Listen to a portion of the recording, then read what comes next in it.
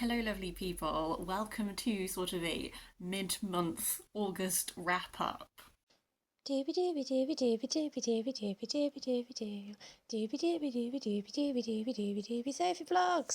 I usually do all of my wrap-ups at the end of the month, but August I have been absolutely devouring books. So I am doing something a bit different, and I'm recording this halfway through the month. And I'm just going to chat you through everything. The first book that I finished in August was an audiobook that I listened to mostly in July, and that is The Old Woman with the Knife by Gu Byeong-mo, which is translated by Shi Young Kim, which is narrated by Nancy Wu, because I listened to this on audiobook. This book has such a distinct first chapter. It really hooked me in. We follow this old woman who is an assassin, and we get to see her doing a hit in a very public place, and you get to see how it goes down. And from that first chapter, I was really interested because it was such a good, punchy way into the book. The narration style was interesting because it felt like it had quite a distinct voice, and it was quite not impersonal, but it wasn't a very flowery descriptive writing. It was very like matter of fact. It felt situated in her character. As the book goes on, you switch between like contemporary narration and then flashbacks to her past that sort of show you how she got into like the assassination business and all this kind of thing. I enjoyed this. I think I lost my steam with it partway through. I felt like I was really interested in sort of this cutthroat older woman kind of thing, and then they sort of introduce like a past and a contemporary kind of like romantic esque plot line, and that kind of lost me. The villain of this I initially thought was really interesting, and I had a few moments where I was like, ooh. But I think by the end they became a little bit cartoonishly villainish for me. So I did enjoy it, and I'm glad I listened to it. It didn't end up being like an absolute slam dunk. I would say I was listening to the latter part of this during a really hot heat wave, and I do recognise that there is a possibility that I became quite a grumpy goose in the heat wave. I felt like my brain was moving through treacle. So I acknowledge that maybe the reason I didn't like the ending as much is just because I was being a little grump. So throwing that one out there. A little bit of a mission this month to read some of the books that have been lent to me so I can return them to people. So first up for that one is The Good, the Bad and the History by Jodi Taylor. My mum buys all of these and she lends them to me.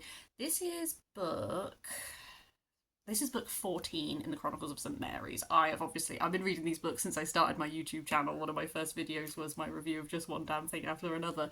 I always enjoy these. I've been a bit mixed on the last few books, and the one before this specifically, I found the main character Max really irritating.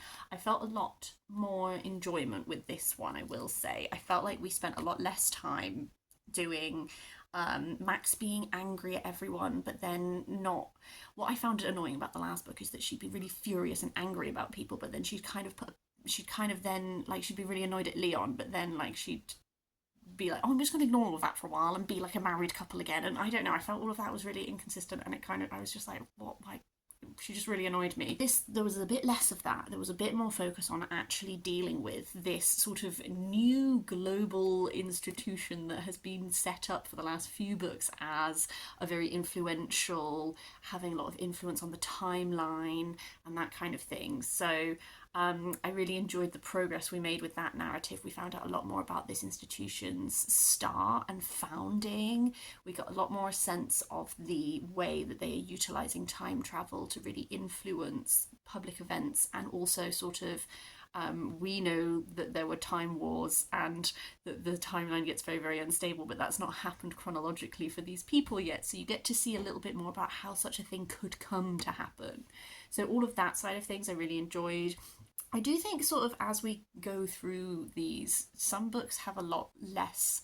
The time travel, like rooting yourself in history element, is not always as strong in these books as I think it used to be. I enjoyed the areas of history that we went to with this. I thought that they were interesting and fun, and there was a moment towards the end where there was sort of like some reveals where I was like, oh! So I definitely enjoyed this more than the previous one. I'm intrigued where it is going to go next, but I do find myself more actively excited for the Time Police series, which is lovely because I think that's where we have a lot of like potential for like future books. And then I had two books that were lent to me by my partner. First of those is Roman Bath by Peter Davenport. This is a new history and archaeology of Aquae Sulis. This is effectively like a academic text, but I will say this is written in a very accessible way. I don't know if you can see, the font's quite big. It has a lot of picture evidence throughout, and it's really just like an archaeological exploration of Roman Bath.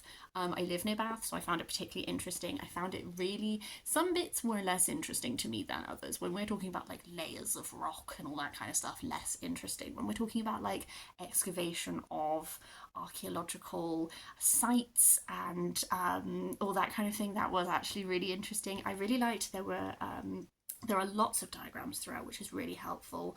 And then there are ones that posit, they sort of, I can't find it now, they draw over what we have and show you what it would have been. I also loved this puppy, this little puppy, this little Roman dog statue, adorable. So yes, interesting, quite an accessible academic text, I would say. And then the other one I borrowed from him was The Theban Plays by Sophocles. This translation is by E.F. Watling, and it is King Oedipus, Oedipus at Colonus, and Antigone. I had read Antigone before, but the other two were new to me, although I knew what was going to happen because I knew the myth. King Oedipus, oh, I loved King Oedipus because it is such like a definitive tragedy. Like Oedipus is, we all kind of know what that story is going to be, so you see it unfold, and just the pacing with which the realization moments happen to different people hit so hard for me. There is this continual language throughout in this translation that is referring to darkness and light, and how you know that Oedipus is going to end up blinding himself. And so all of this discussion about it originates in like, he's seeing the light of truth and all of this kind of thing, and you know that he's going to end in darkness. I found all of that language usage was, I just kept seeing it throughout, so that was a really interesting aspect of this translation. I've not read another translation, so I don't know how that is handled in other ones, but I loved it. And then Jocasta coming to this realization before Oedipus does, or rather before Oedipus acknowledges to himself that he has. There's quite a lot in this where you kind of get the sense that Oedipus has realized what he has done, that he is the person that he is looking for, and but he's not willing to accept it yet. And then he turns on people. He turns on Creon, who is his sister's brother, and he blames Creon. And what I found really interesting was in King Oedipus, Creon is very much unfairly accused by Oedipus of being the master of this crime that is at the centre of that play. I'm so sorry, I didn't do any plot summary because I just went into enthusing, but like King Oedipus is about like this realization that Oedipus has killed his father and married his mother because this crime has been identified and they need to exile the perpetrator of it, but they don't know who it is, so they have to consult oracles and that kind of thing. And so in that one, Oedipus is very much a king who is lashing out and who is targeting unfairly other people. In Oedipus at Colonus, he's been exiled, he's blinded, Antigone is leading him about. He knows that he has to find a specific sort of like place, a shelter, and all this kind of stuff. And there's a conflict in its heart, which is that he's been driven out. His sons have not defended him. Only his daughter Antigone has stood by him, and Ismene, but she's somewhere else currently. But we know that there has been this prophecy that whoever claims his body after he dies will have this blessing upon them. And so suddenly people who have shunned him now want to claim him. But interestingly, in Oedipus at Colonus, Creon comes back into it, and he is very much villainous at this point. He wants to take Oedipus's daughters from him. He wants to really add to this suffering. And then by the time you get to Antigone, Creon is an even bigger villain than that, because the brothers who are fickle in Oedipus at Colonus and who don't stand by their father and who are about to have this conflict because they're squabbling amongst themselves as to who gets to claim power, by Antigone, they have both died. And the conflict of Antigone is that Creon is refusing burial to one of the brothers, and Antigone, as a loyal sister, wants to bury her brother even though she knows the price is death. So Creon, in these 3 plays, really goes through like an arc of being unfairly accused of being like utterly villainous. Oedipus goes through this arc. In Oedipus at Colonus, he is so much more like there is a sympathy to him, there is like a nobility to his actions and all this kind of thing. And Antigone is such an interesting character. I think that I have read an Antigone translation before. I've read Seamus Heaney's Antigone, and I think that she is a very interesting figure. So it was really fun to sort of contrast those translations while I was reading it. So all of this waffle to say that although this is a story that I think is very well known, I really enjoyed reading this interpretation of it. Later this month, I'm hoping to read The Children of Jocasta by Natalie Haynes, because that is about Jocasta, Ismene, Antigone, all that kind of thing. So I'd like to read that as sort of like a pairing, if you will. Anyway, moving on. Books that I carried over from my July TBR include The End of Nightwork by Aidan Cottrell-Boyce. I thought I was going to love this, and actually I thought it was fine. I didn't love this as much as I thought I was going to. What drew me in is that in the blurb it talks about a lot of stuff, and I felt like I'd never read a book like this before, and I would stand by this. This is a very unique book.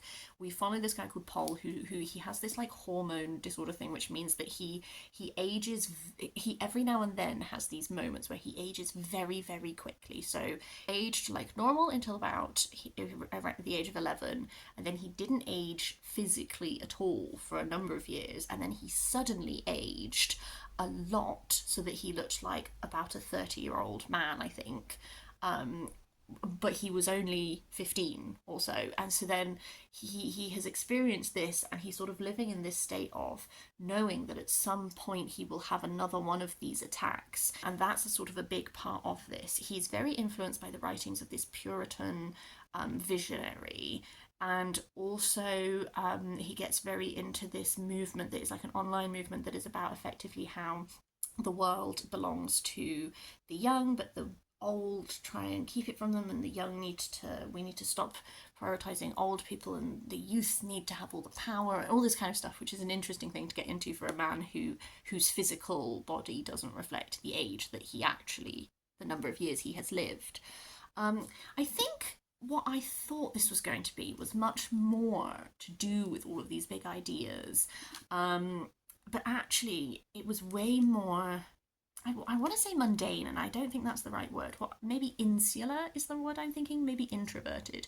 It's much more to do with the mundanity of his daily life rather than grappling with lots of big ideas and being quite out there. So what I didn't enjoy as much about it actually is that a lot of it is concerned with just like, a lot of it is just like a snapshot of his relationship with his wife, and I didn't really enjoy that because I didn't really like his wife. I don't really like him. I don't think that they like each other very much, and yet they stay together for like their whole, like a really long time.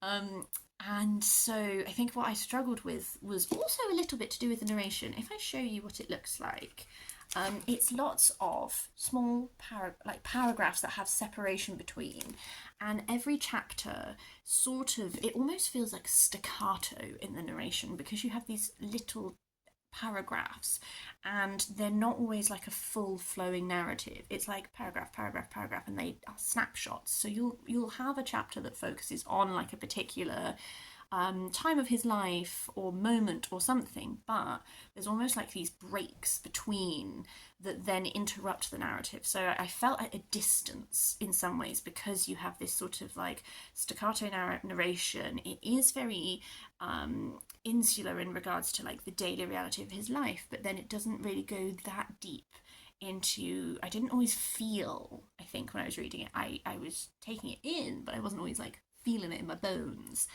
There's a lot of stuff to do with his childhood, his relationship with his mother and his sister, and all this kind of stuff. So it is definitely an interesting book, and I haven't read anything like it. And if the things that it is doing sounds intriguing to you, I would encourage you to read it. I didn't love it like I thought I was going to love it. A book that I did really like is Folk by Zoe Gilbert.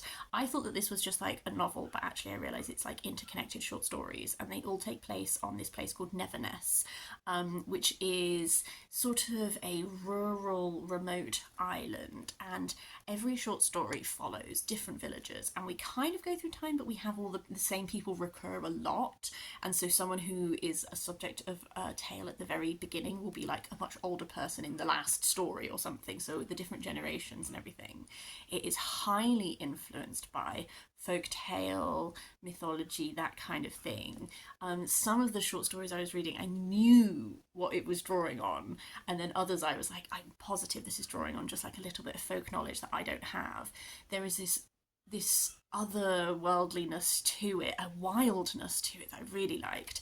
Some of them are very, very dark. I feel like you can tell from this, like, it's all beautiful, but there's blood spatters and there's thorns on the roses and all that kind of thing. So it is the same sort of writing style that I liked about Mischief Axe. Mischief Axe has a lot more genre difference, because Mischief Axe, which is the other book by Zoe Gilbert that I've read, is about her and the hunter recurring through time. So all of the different short stories in that have different genres based on what time period it's set in, whereas these all have a very similar sort of narration style and tone, but the individual short stories, some of them are much darker than others, some of them are much lighter, and I found myself really captivated. I really enjoyed this.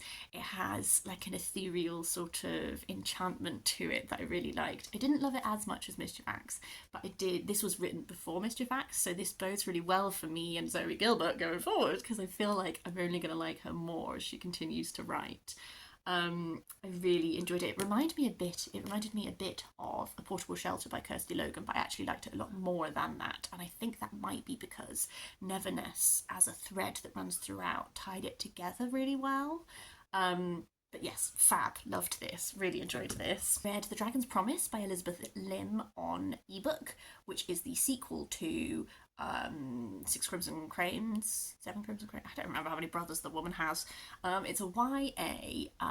It's sort of a retelling, or it's another myth retelling. And in the first book, which I really loved the first book, follow Shiori, whose brothers are turned into cranes. Her stepmother is like an antagonist figure in it, and she has to try and free her brothers. This is the sequel to it.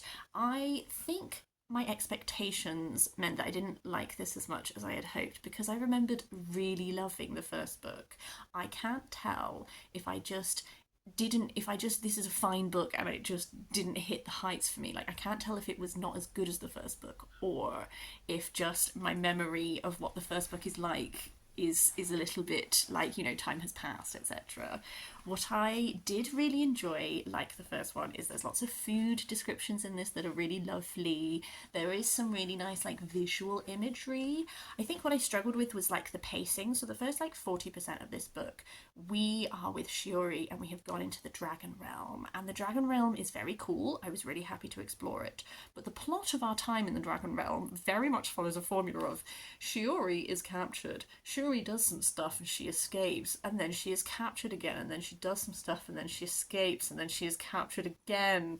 And I found that a bit boring.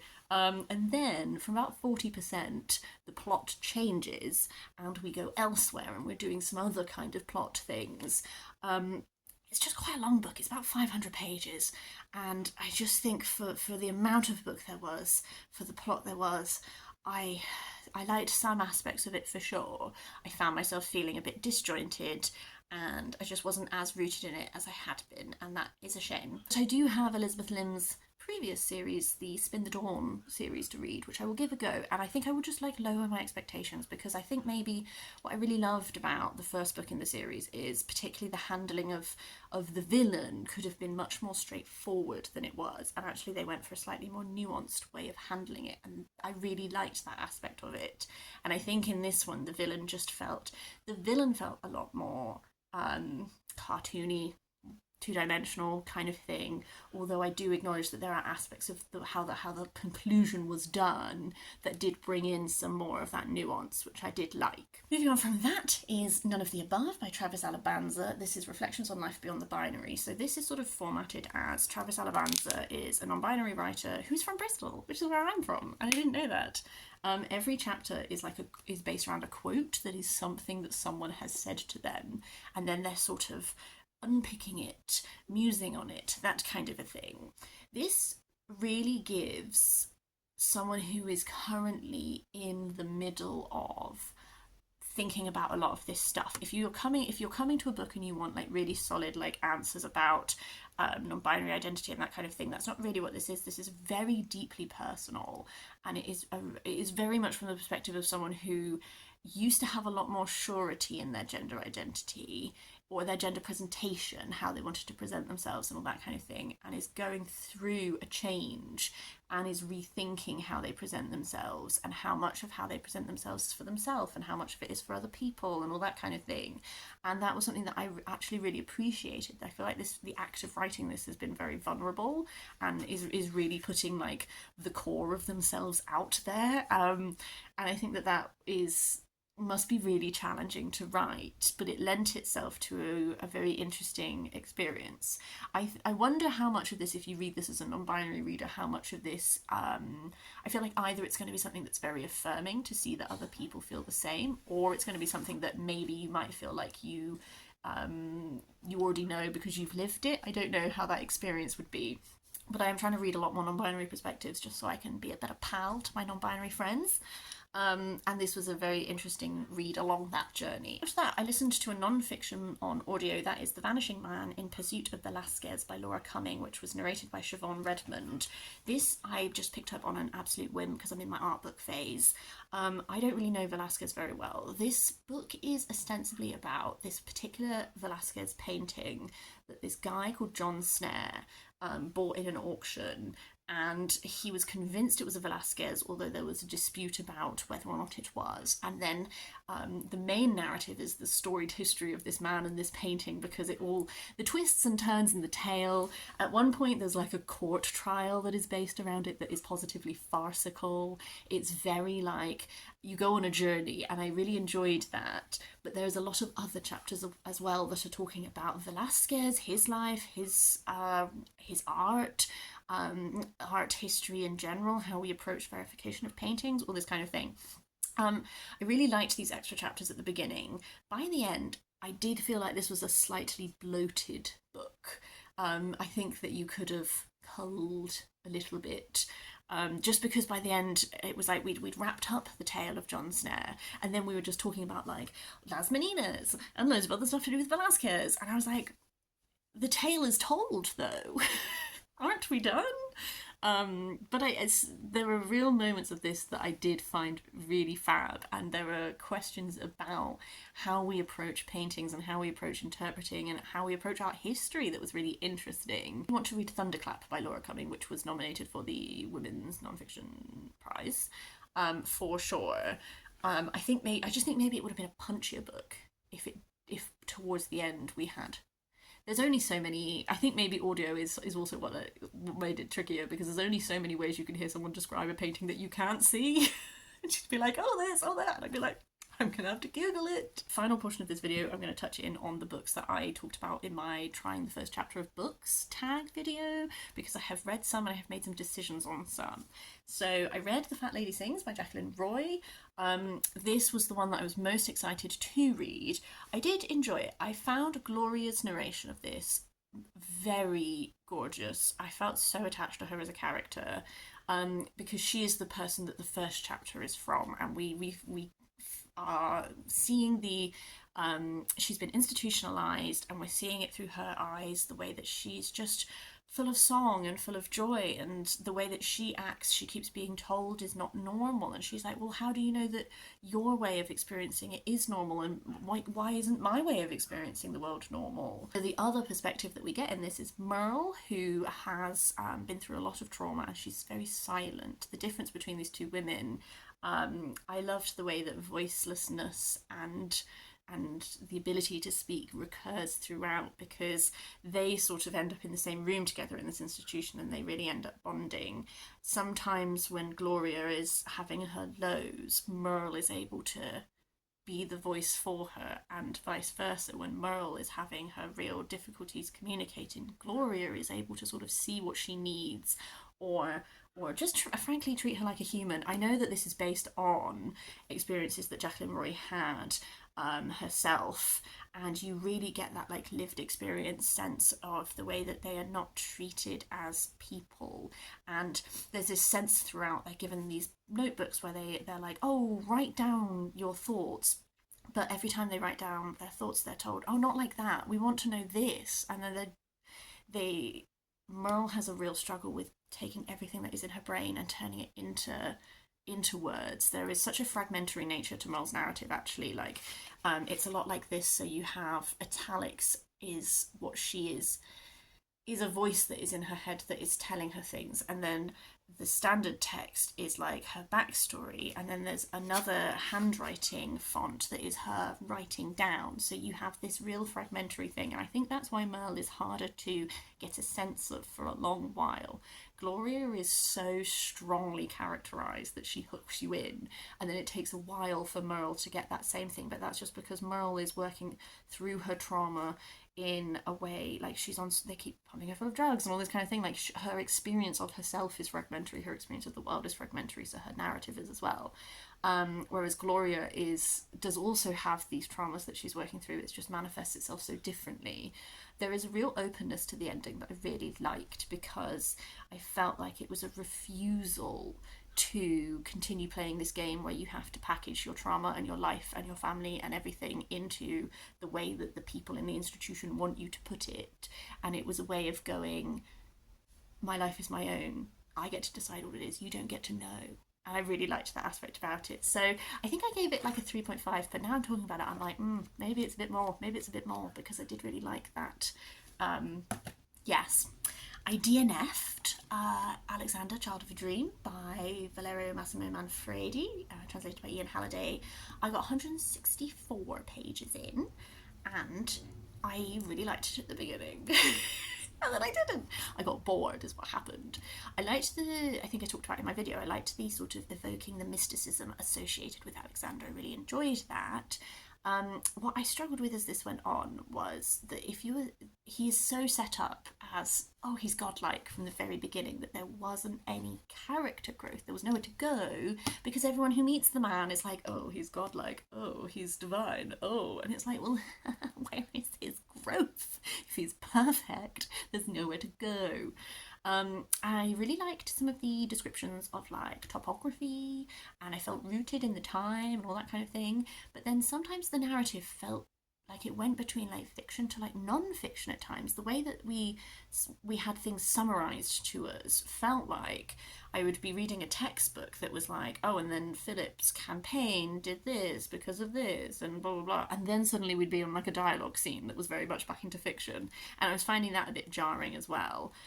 So I've decided to DNF it. I do have the Mary Renault Alexander series to read, and I think maybe that might be where I find, if I'm going fiction, I want to go fiction, you know? I don't know. And then finally, the other DNF decisions I have made is I've decided not to continue with Sharks in the Time of Saviours because I didn't like the narration style, so I'm carrying on without that. I decided not to continue Kenilworth because I tried listening to the audiobook of Ivanhoe and I also found it a real struggle, so I think maybe Sir Walter Scott, not for me. And thank you very much for helpful feedback. We have identified that maybe The Longest Journey is not the correct start place for me and E.M. Forster. A Room with a View, Maurice have been recommended as maybe better places to begin my E.M. Forster journey. So I think we're going to pin this and start with E.M. Forster at a different place that might be more my cup of tea. And then if I like those, come back to this.